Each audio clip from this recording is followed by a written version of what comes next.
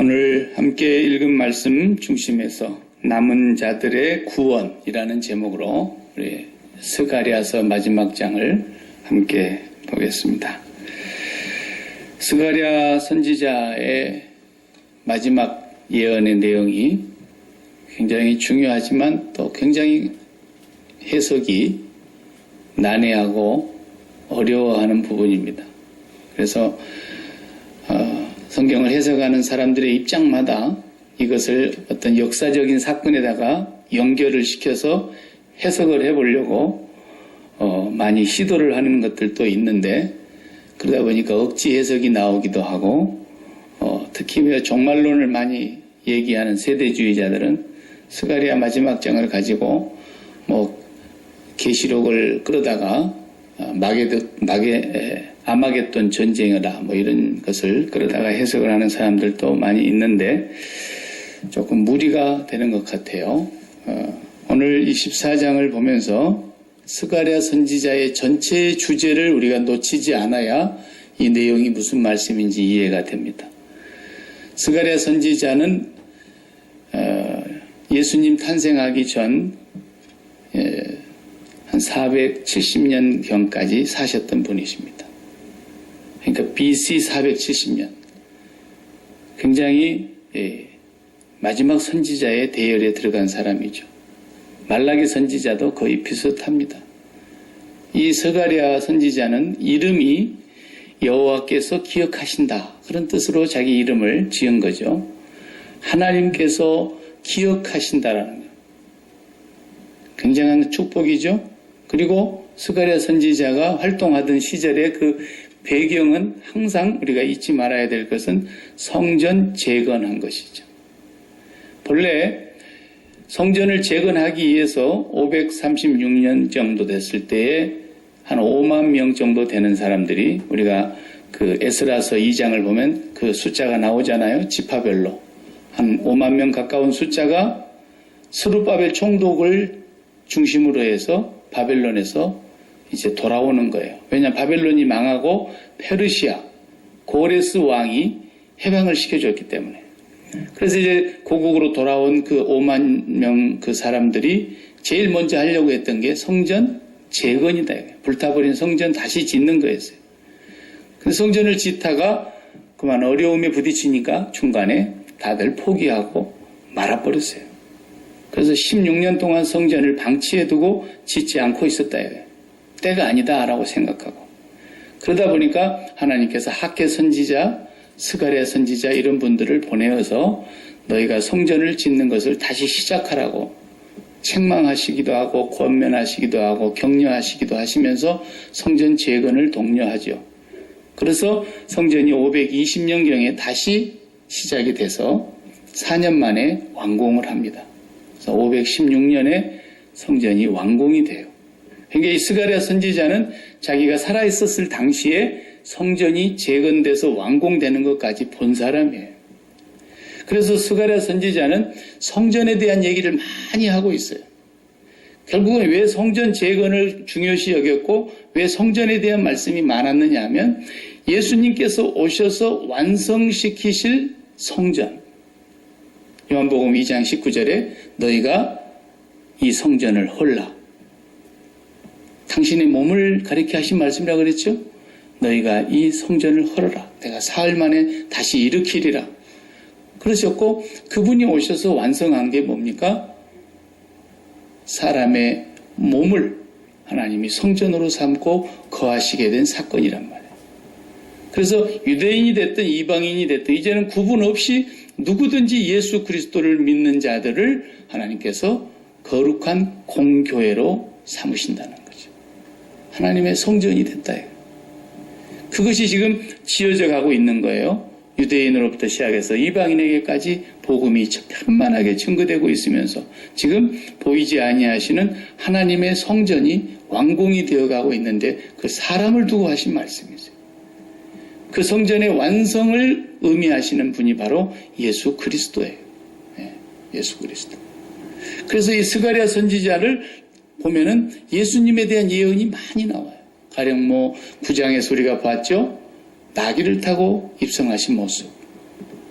또 10장에 와서는 11장에 와서는 그 은 30냥에 예수님을 팔아버리고 그 30냥을 나그네들의 무덤으로 이렇게 밭을 샀다.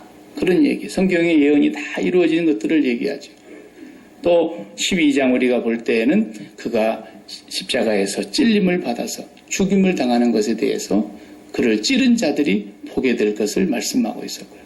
구약에 예수님에 대한 예언이 많이 나온 내용이 스가랴서예요.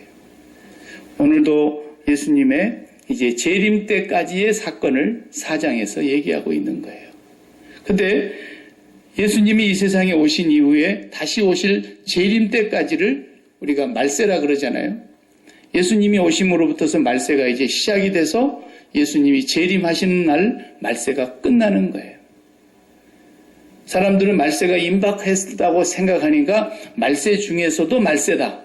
말세도 처음 말세가 있고 마지막 끝나는 부분에 말세가 있다고 한다면 지금 시대가 말세지 말이지 않겠느냐 이렇게 생각할 정도로 예수님 오시고 나서 시간이 많이 흘렀어요.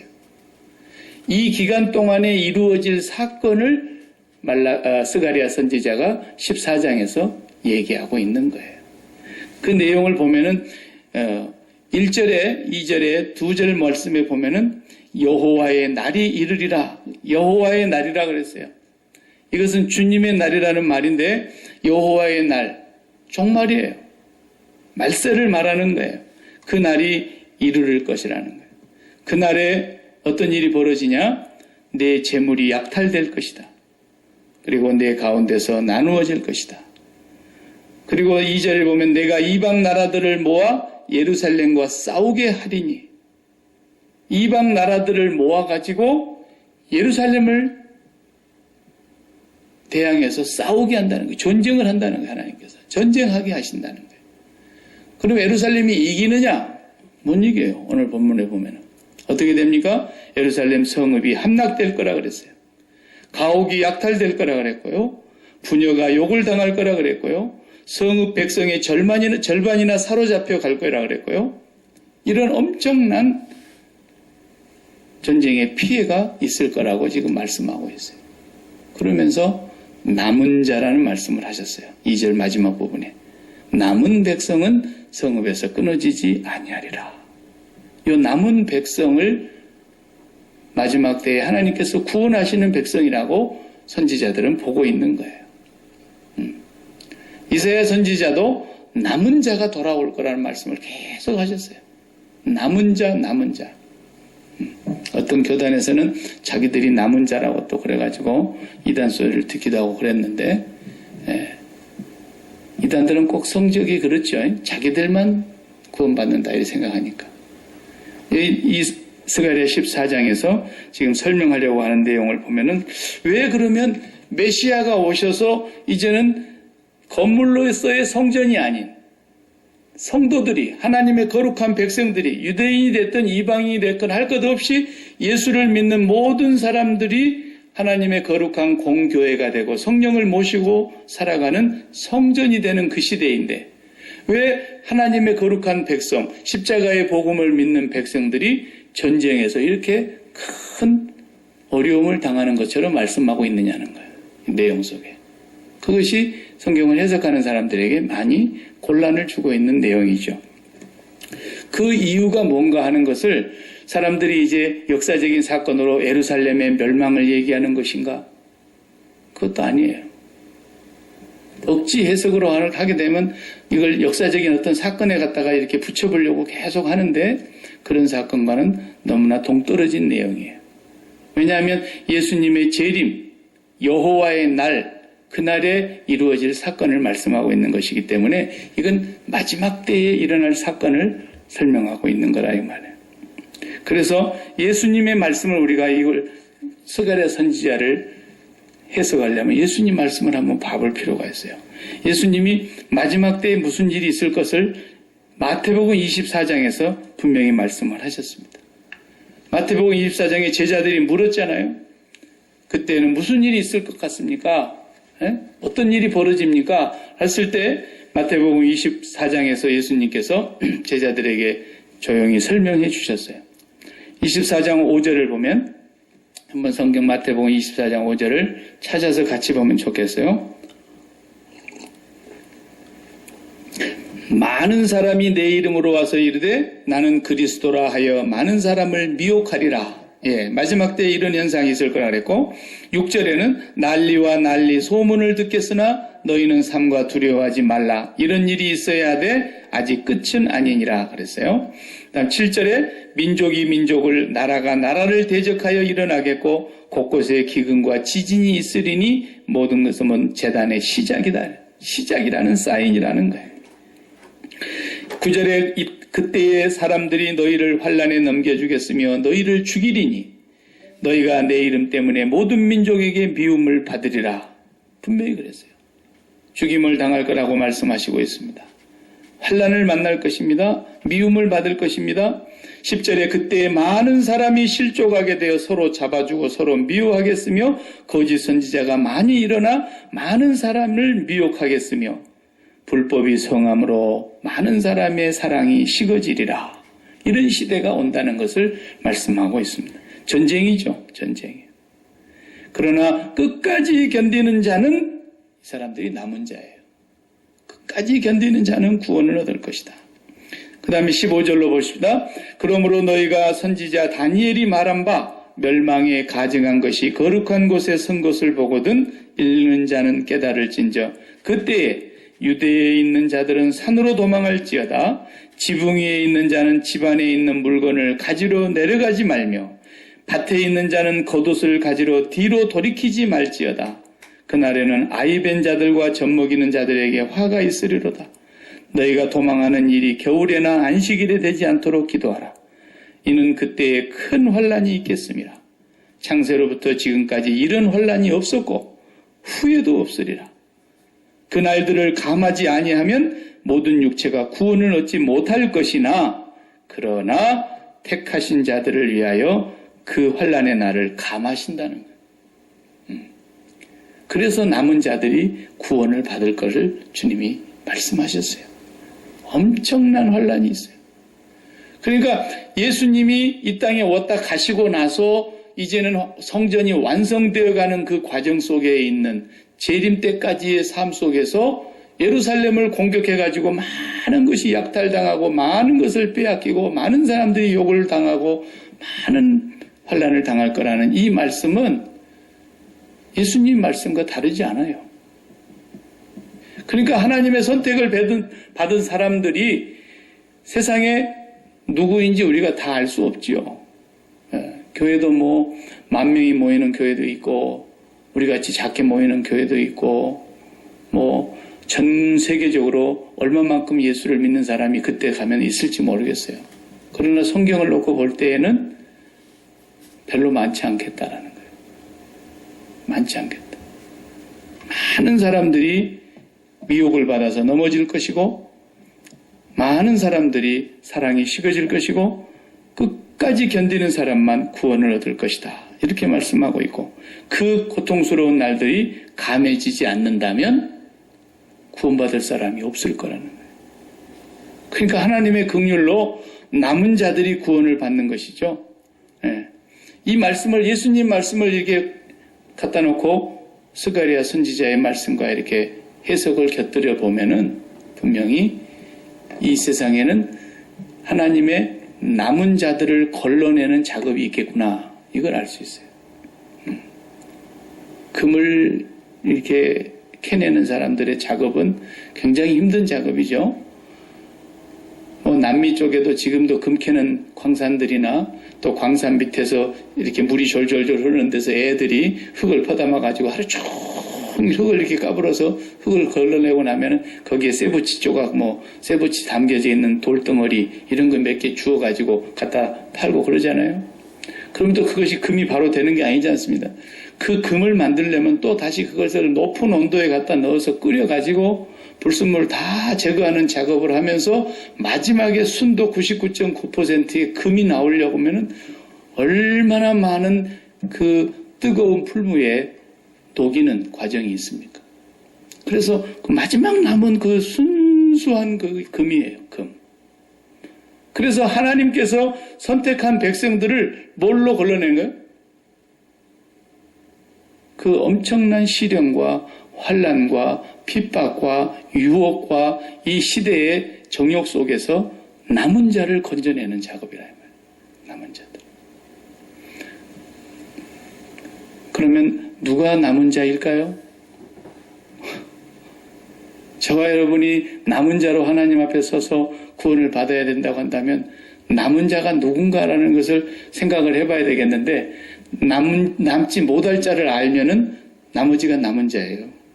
이런 때는 거꾸로 알아보면 빨리 답이 나오는 거예요. 남지 못할 사람들을 성경에 뭐라고 얘기했어요? 그리스도의 십자가의 원수로 행하는 자들이라고 그랬어요. 빌립보서 3장 18절에 그리스도의 십자가의 원수로 행하는 자들. 이 사람들은 남은 자가 안 돼요. 이 사람들은 전부 다 결국은 걸러낼 사람들이에요. 그리스도의 십자가의 원수의 삶이 뭐라 그랬죠? 첫째는 자기들이 섬기는 신은 뭐라 했어요? 배라 그랬어요. 육신의 정욕과 탐욕을 자기들의 꿈과 소망으로 삼고 사는 사람들. 그리고 그들의 영광은 뭐예요? 부끄러움에 있다. 부끄러운 일이 영광스럽게 생각한다. 그리고 그들은 땅의 일만 생각하는 자라 그랬어요. 땅의 일만. 반대로 골로새서 3장에서는 너희가 그리스도와 함께 다시 살리심을 받았으면 위의 것을 찾으라 그랬죠. 땅의 것을 생각하지 말고 위의 것을 찾으라 그랬는데 남은 자가 되지 못하는 사람들이 바로 땅의 것만 찾는 사람들입니다. 그래서 얼마 전에도 우리가 이쪽에 불이 많이 나고 지금도 불이 저 북쪽에는 안 꺼져서 계속 타고 있고 그러는데 그게요, 큰 불이 나면은 불을 끌 수가 없어요. 그냥 타도록 놔둬야 돼요. 근데 불을 잡을 수 있는 한 가지 방법이 뭐냐면 맞불 넣는 거예요. 맞불. 바람을 이용해서 바람이 지금 저쪽에서도 불이 타온단 말이에요. 이쪽으로 타오는데 바람이 반대쪽으로 불어주면 맞불 넣기가 너무 좋죠. 여기서 미리 불을 내가지고 저쪽 불이 오는 쪽으로 불을 보내는 거예요. 그러면 다 타버리죠. 그러면은 먼저 이쪽에서 맞불 놨던 곳에 불이 더 이상 못 온단 말이에요. 왜냐하면 맞불을 놔버렸기 때문에. 타버린 곳은 불이 온다 하더라도 강하게 못 오죠. 그러니까 불 끄기가 쉬운 거예요. 그래서 먼저 이쪽을 태워버리는 거예요. 태워버리는 거예요. 에덴 동산을 사람을 다시 거기 들어가지 못하도록 뭘로 지켰다 했어요? 불칼로 지켰다는 거예요. 화염검으로 지켰다 그랬어요. 그냥 쉽게 말하면 유치원식으로 생각해도 거기 들어가다가는 불에 타 죽는다 이거예요. 불에 타 죽는다. 못 들어가게 해냈다 이거예요. 동물들도 못 들어가게 전기로 그냥 고압 전선이 흘러가지고 동물들도 딱 닿으면 그냥 깜짝 놀라서 도망가든지 붙으면 죽어버리도록 이렇게 해놓은 것이 있잖아요. 그런 것처럼 거기에 불칼이 있는데 어떻게 들어가냐는 거예요. 죽음이라는 거예요.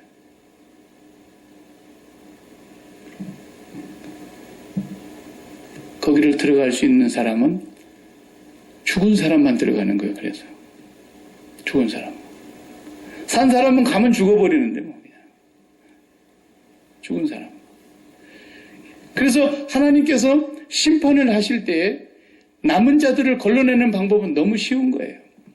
세상에 대하여 바짝 살아있는 사람들 있죠. 세상의 사리가 밝고 세상의 눈이 밝고 세상의 지식이 밝고 세상의 모든 눈에 좋아 보이는 가치 있는 것들에게 마음을 온통 다 쏟아부어서 살아가는 사람들. 이 세상에 살아있는 사람들이죠. 세상에 깨어있는 사람들이에요. 어떤 사람은 세상에 깨어있지만 돈에 깨어있는 사람이 있고 어떤 사람은 명예 같은 것에 깨어있는 사람이 있고 어떤 사람은 맨날 잘 사는 것에 깨어있는 사람이 있고 어떤 사람은 성공에 깨어있는 사람 어떤 사람은 쾌락에 깨어있는 사람 다 깨어있는 거예요.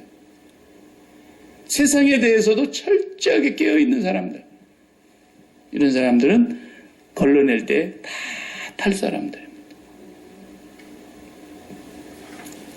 안 탈 사람은 뭐예요? 이미 다 타버린 사람은 안 탄다니까. 이미 맞불 나버려가지고 다 탔는데 못 탈 게 뭐 있어요? 이미 맞불 나서 죽은 사람은 더 죽을 것이 없어요. 그래서 그리스도가 십자가에 죽으신 그 죽음과 함께 죽은 사람은 더 죽을 일이 없는 거죠. 그런데 그리스도의 십자가의 원수로 행하는 사람들은 세상에 대해서 바짝 살아있기 때문에 그 사람들은 나중에 죽을 사람들이에요. 결국은. 하나님 그렇게 걸러내시는 거예요. 또 마지막 때에 일어날 사건에 대해서 계시록은 더 선명하게 말해주고 있죠. 계시록도 한번 보실랍니까? 계시록에서도 18장을 다 같이 한번 펴보세요. 계시록 18장. 신약 성경 우리 계시록을 한번 주요에 다 본 경험이 있지만 다시 한번 또 상기하면서 보겠습니다. 416페이지네요. 제 성경은. 자, 세상이 어떻게 망하는가를 계시록 18장에서 잘 설명해 주고 있습니다. 2절 보겠어요. 힘찬 음성으로 외쳐 이르되 무너졌도다 무너졌도다 큰 성 바벨론이요 귀신의 처소와 각종 더러운 영이 모이는 곳과 각종 더럽고 가증한 새들이 모이는 곳이 되었도다. 큰 성 바벨론은 뭐예요? 장차 망할 이 세상을 대표하는 용어예요. 바벨. 그래서 3절에 보세요. 그 음행의 진노의 포도주로 말미암아 만국이 무너졌으며 또 땅의 왕들이 그와 더불어 음행하였으며 땅의 상인들도 그 사치의 세력으로 치부하였도다 하더라. 이 사람들 보세요. 전부 땅 얘기만 하는 거예요. 땅에 속한 것만 얘기하는 거예요. 전부 세상을 사랑하는 사람들이에요. 4절에 또 내가 들으니 하늘로부터 다른 음성이 나서 이르되 무슨 음성이 들렸어요? 다 같이 봐요. 내 백성아 거기서 나와 그의 죄에 참여하지 말고 그가 받을 재앙들을 받지 말라. 누가? 내 백성들아. 이게 남은 자들이에요.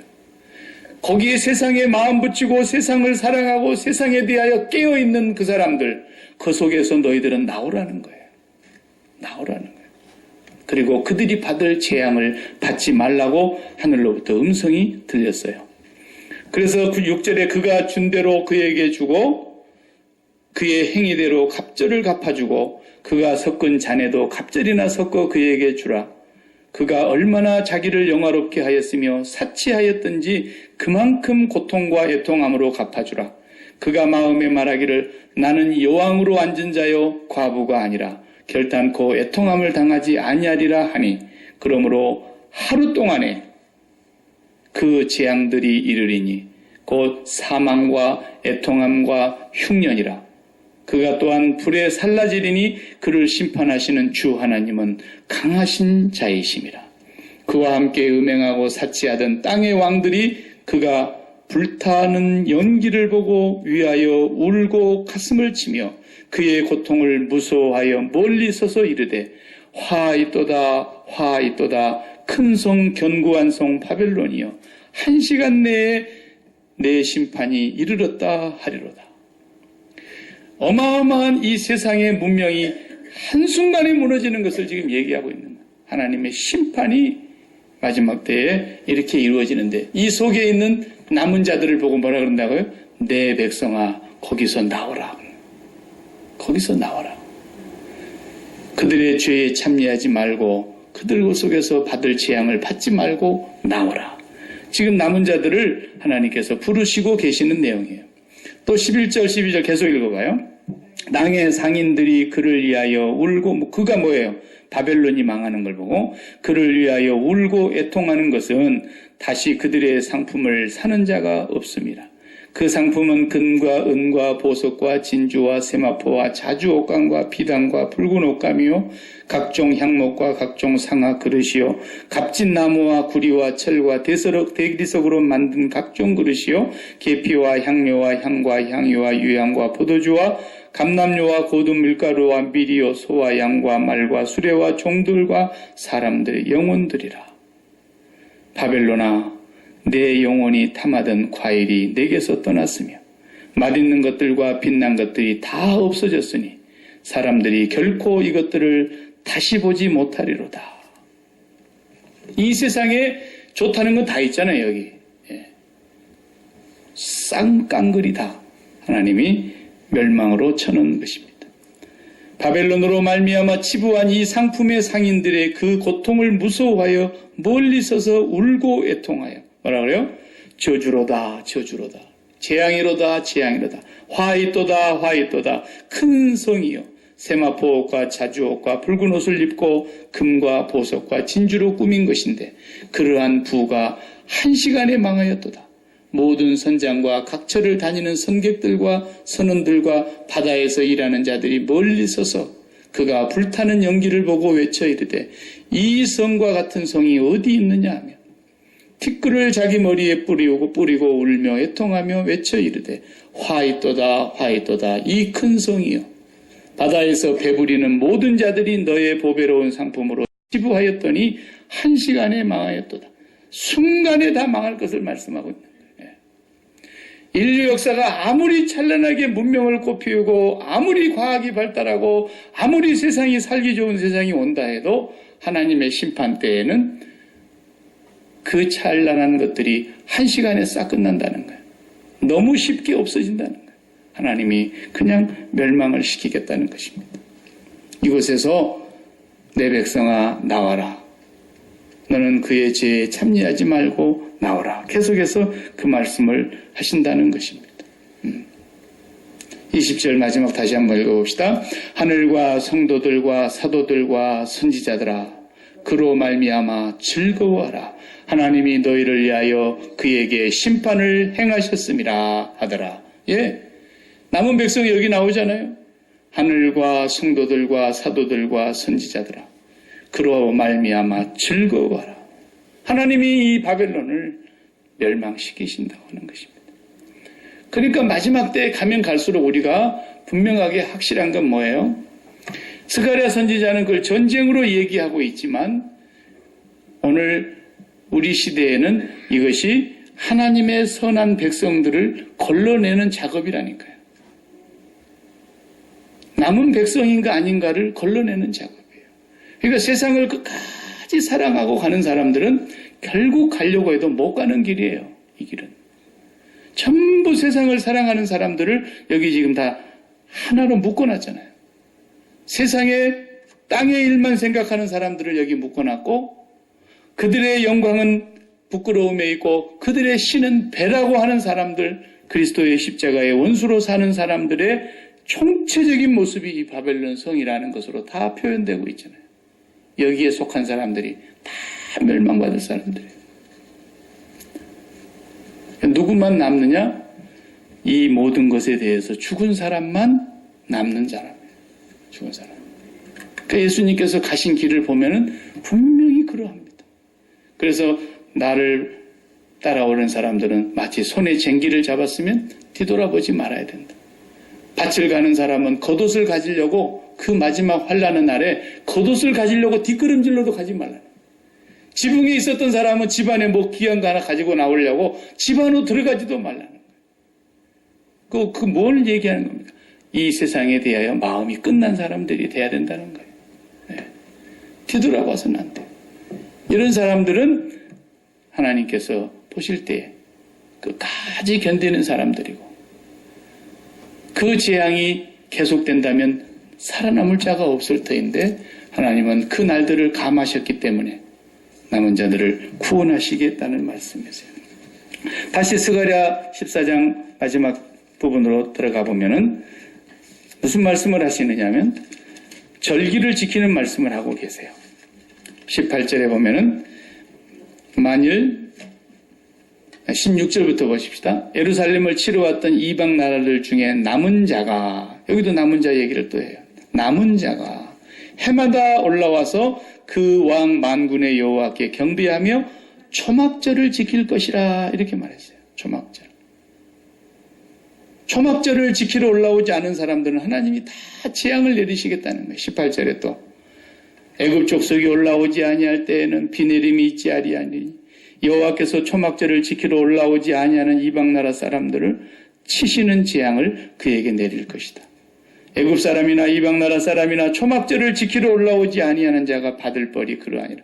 왜 초막절을 갑자기 말씀하시죠? 이 초막절이 뭡니까? 유대인들의 세 개의 절기가 있잖아요. 첫째는 6월절. 그 다음에 오순절, 그 다음에 초막절, 장막절이라고 하기도 하고 초막절이라고 하기도 하고 오순절이라고 하기도 하고 칠칠절이라고 하기도 하고 그 다음에 유월절, 이렇게 세 절기는 굉장히 중요한 1년에 하나님 앞에 반드시 지켜야 될 절기였죠. 근데 유월절을 지키러 올라오라고 하지도 않고 오순절을 지키러 올라오라고 그러지도 않고 초막절을 지킬 거라는 거예요. 마지막 때. 예수님 오시기까지 하나님의 거룩한 백성들이 다 초막절을 지킬 것이다. 그 초막절을 지키지 않는 사람들은 다 멸망을 받을 거다. 왜 갑자기 초막절 얘기가 나오냐. 초막절은 어디서 지키는 거예요? 초막절은 집을 놔두고 광야로 다 나가서 지키는 거예요. 왜 그러죠? 그 조상들이 옛날에 40년 동안 광야에 있었을 때를 기억하라는 거죠. 그래서 광야에 가서 천막을 치고 지키는 그 절기가 초막절이에요. 그래서 광야의 생활, 예수님 재림하시는 순간까지 우리가 지켜야 되는 삶은 뭐예요? 유월절은 예수 그리스도의 십자가의 보혈, 하나님의 어린 양의 독생자가 죽으심으로 유월절이 완성됐어요. 그리고 성령이 약속대로 오심으로 오순절이 완성됐어요. 남은 건 하나예요. 초막절만 남아있는 거예요. 이 초막절은 뭐냐? 이 땅에 살아가는 삶이 광야 한복판에서 하나님 한 분만 의지하고 가나안 땅까지 가는 삶이라는 거예요. 광야에서 뭘 얻을 수 있어요? 물을 마음대로 얻을 수 있어요. 곡식을 마음대로 얻을 수 있어요. 광야에서는 오직 하나님 한 분만 쳐다보면 만나가 내려왔고 물을 먹을 수 있었고 밤이면 불기둥으로 낮이면 구름기둥으로 보호받을 수 있었어요. 그것이 가나안 땅 들어갈 때까지 그러했어요. 그러니까 하나님의 거룩한 백성들의 마지막 지키는 절기는 유월절도 아니고 오순절도 아니고 이거 완성된 거예요. 초막절만 남은 거예요. 우리는 끝없는 광야 인생으로 광야교회를 가는 거예요. 거기서 하나님 한 분만 바라보고 가는 훈련을 하는 겁니다. 광야에서 자기가 농사해서 먹는 게 아니에요. 하나님이 명령대로 가기만 하면 만나와 메추라기를 먹이시고 길도 하나님이 보장하시고 생명도 보호하시고 그들의 발이 부르트지 아니하게 하시고 그들이 옷이 헤어지지 않게 하신다 그랬어요. 이것이 마지막 가나안 땅까지 약속되어 있는 거예요. 그러니까 오늘 우리가 이 땅에 살면서 광야의 삶이라는 것은 바로 그런 거예요. 이 세상에 대하여 뭘 가치 있는 것을 얻을 게 있어요. 광야에서 아무것도 없다니까요. 오직 가치 있는 분은 하나님 한 분이에요. 그게 모세를 통해서 여호수아를 통해서 갔던 삶이라고요.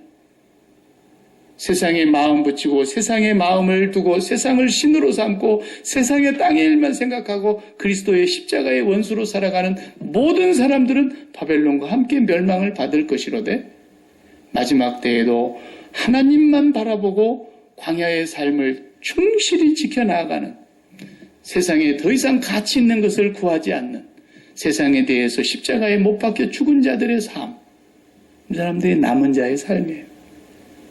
그래서 지금 초막절 지킬 걸 말씀하세요. 그 다음 절에는 또 뭐라 그러세요? 20절 보세요. 그날에는 말방울에까지 여호와께 성결이라 기록될 것이라 여호와의 전에 있는 모든 솥이 제단 앞 주발과 다름이 없을 것이니 이건 무슨 말씀이에요? 여호와께 성결이라는 게 말방울에게까지 말방울 여기 알죠? 말방울 딸랑딸랑딸랑 소방울 딸랑딸랑딸랑 달고 다니는 그런 방울이 이거 하찮은 거 아닙니까? 그런 것까지도 여호와께 성결이라고 할 거라는 거예요. 무슨 말입니까? 여호와께 성결이라는 건 제사장의 이 모자에 쓴 글이에요. 여호와께 성결. 그 말은 하나님께 드림이 되었다. 하나님께 바쳐졌다. 거룩하다. 그런 뜻이거든요. 그래서 그 아론이 쓰는 관을 만들고 관에다가 여호와께 성결 이렇게 붙이라 그랬잖아요. 그런데 말방울에게까지도 여호와께 성결이라 쓸 거라는 거예요. 무슨 말입니까? 아주 사소한 것까지도 하나님께 드림이 되고 하나님께 바침이 되고 거룩하게 될 거라는 거예요. 이 말은 오늘 우리가 이 세상을 살아가면서 정말 세상에 대하여 십자가에서 못 박혀 죽은 사람들, 죄에 대하여 십자가에 그리스도와 함께 못 박혀 죽은 사람들, 그리고 이 광야의 초막절을 지키면서 하나님 한 분만을 바라보고 가는 그 사람들의 삶을 살아간다면 그 사람들의 모든 것이 아주 사소한 그 하나까지도 다 하나님 앞에 거룩하게 드림이 될 거라는 거예요. 그러니까요, 목사를 성직자라고 그러는데요. 저는 그 말에 동의하지 않습니다. 목사도 성직자지만 목사만 성직자가 아니에요.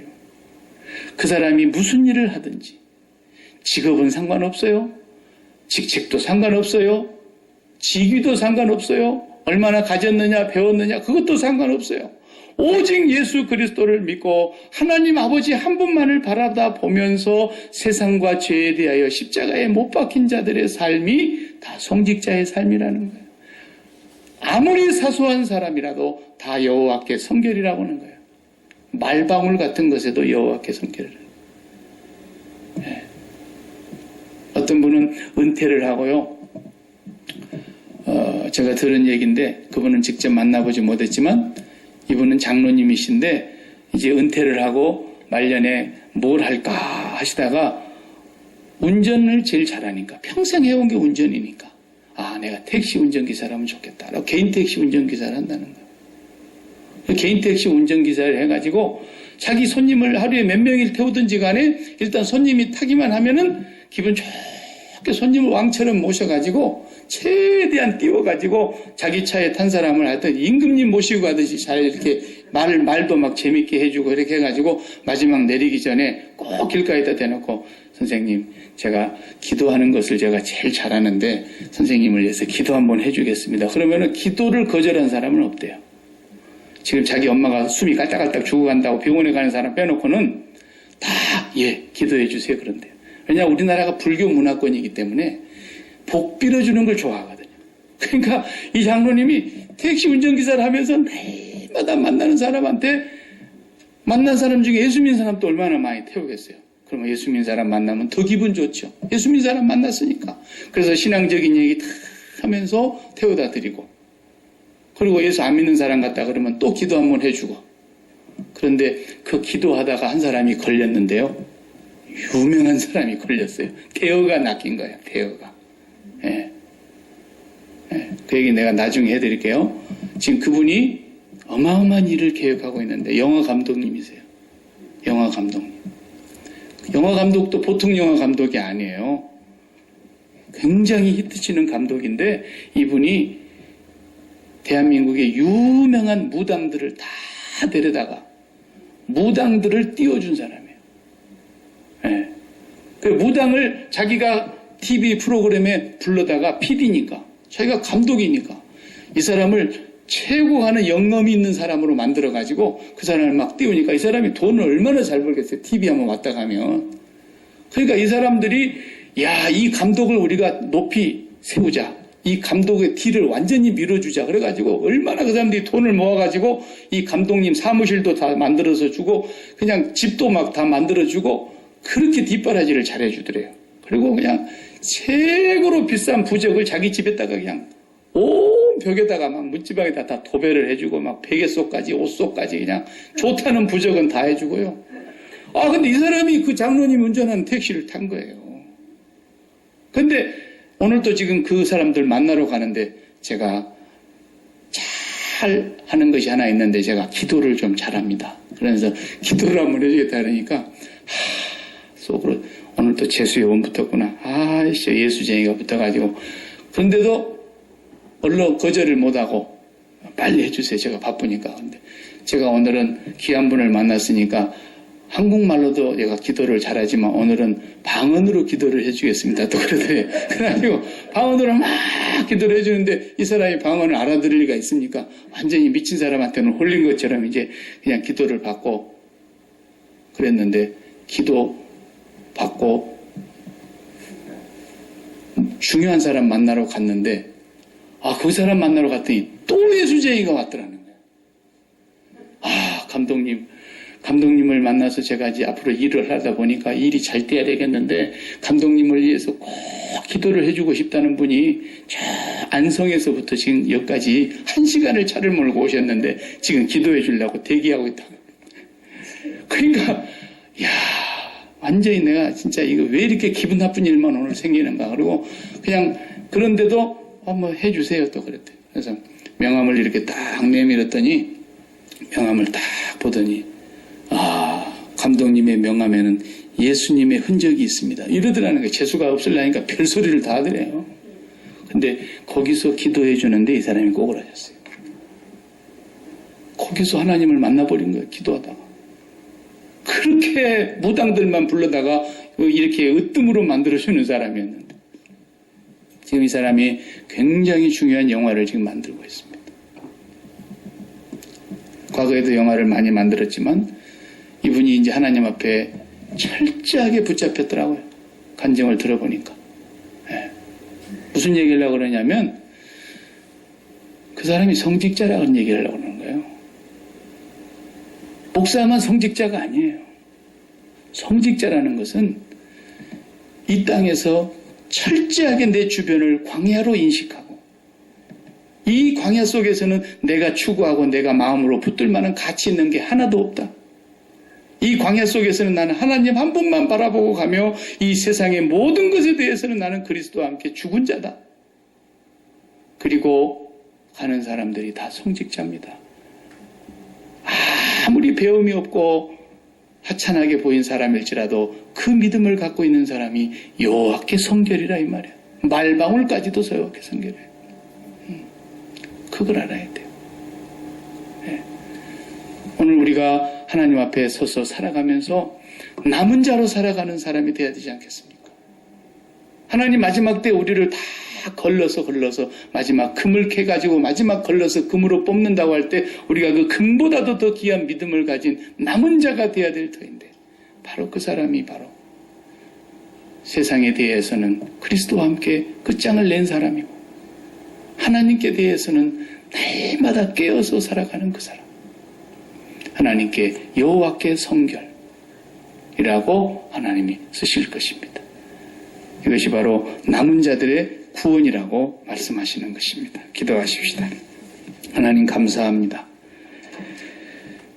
지금 우리의 시대가 황금 만능주의로 돈을 쫓아가고 돈이 모이면 웰빙을 쫓아가고 웰빙이 다 허락되면 쾌락으로 쫓아가고 쾌락으로도 목이 마르면 또 다른 죄악으로 치닫고 있는 말세지 말의 현상을 보이고 있는 이 세상 속에서 우리가 살아가고 있습니다.